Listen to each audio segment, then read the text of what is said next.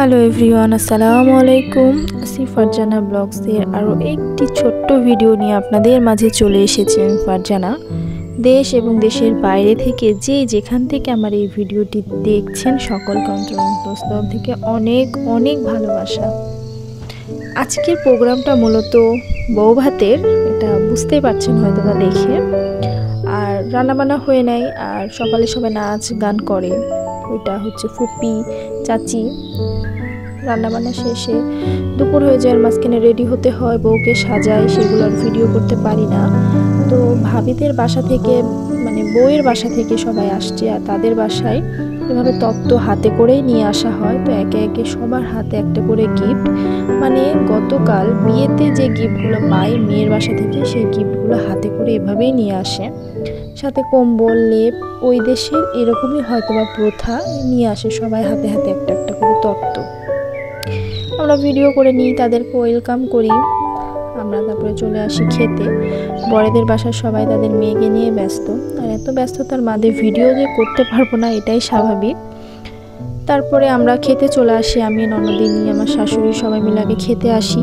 আর প্রচণ্ড ক্ষুধা পেয়েছিল, আর আমি মনে করি খাওয়ার সবসময় আগে থাকতে হয়, এজন্যে আমরা খেয়ে নিই। আর খাবার আইটেম অনেক কিছু ছিল, রোস্ট ছিল, গরুর মাংস ছিল, খাসির মাংস ছিল, তারপরে ছিল জর্দা পোলাও আর হাসি খুশি মিষ্টি, এগুলোকে আমরা বলি, আপনারা কি বলেন আমি জানি না।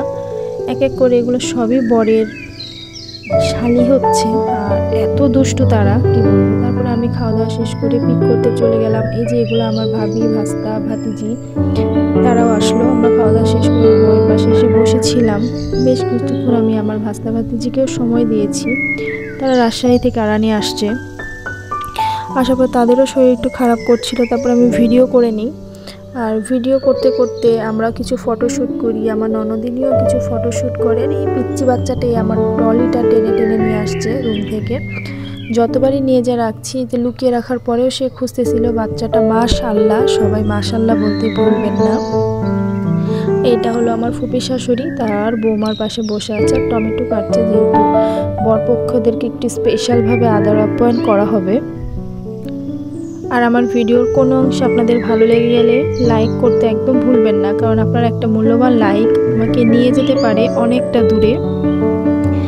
আর আপনারা পাশে থাকলে সামনের পথে যাওয়াটা আমার কোনো ব্যাপার না, তবে আপনারা অবশ্যই আমাকে ভালোবাসা দিবেন। আপনাদের ভালোবাসার সাপোর্ট ছাড়া কখনো আমি সামনের পথে এগোতে পারবো না।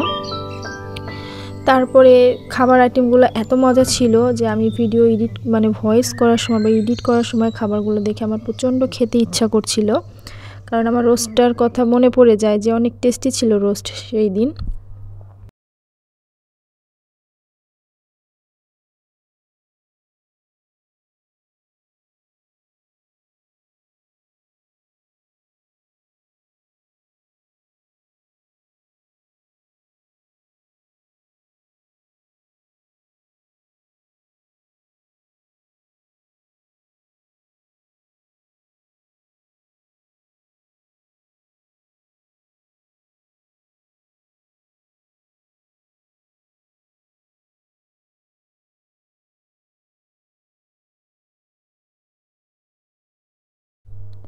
খাওয়া দাওয়া শেষ করে আমি অনেকটা সময় একটু মাথা ব্যথার কারণে আলাদা ছিলাম। তো এসে দেখি যে বউয়ের বিদায় বেলা, মানে বউ আজকে বাবার বাসায় যাবে, এটাকে ফিরনি না কি বলে, সেই কারণে।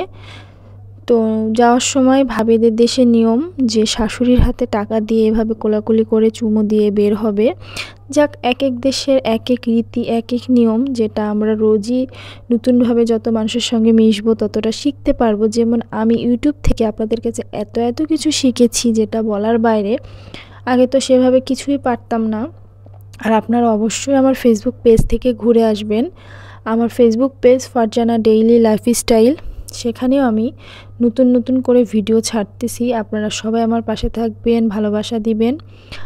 আর বউ চলে যাওয়ার পরে সন্ধ্যার দিকে আমরা একটা কফি খাওয়ার প্রোগ্রাম রাখি, যেটা আরানি দীঘাতে আসে। এখানকার কফি নাকি অনেক টেস্টি, তাই আমাদেরকে নিয়ে যায়। আমরা সকলে মিলে যেয়ে সন্ধ্যার পরে সেখানে কফি খাই। আর আমরা বিয়েতে যেহেতু 4-5 দিন ছিলাম, আর মজা করব না সেটা কি হয়? তো রাস্তা পথে যাওয়ার সময় এই যেগুলো হলো আরানি বাজার, আর এটা ছেড়েই যাচ্ছি দীঘাতে, সেখানে কফি খাই। আর মেঘলা কফি হাউস নামেই সেটা বিখ্যাত।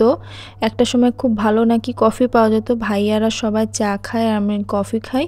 কফিটা ছিল মোটামুটি, আলহামদুলিল্লাহ, খারাপ না। তো ভিডিওর কোনো অংশে ভালো লেগে গেলে সাথে আসসালামু আলাইকুম, আল্লাহ হাফেজ।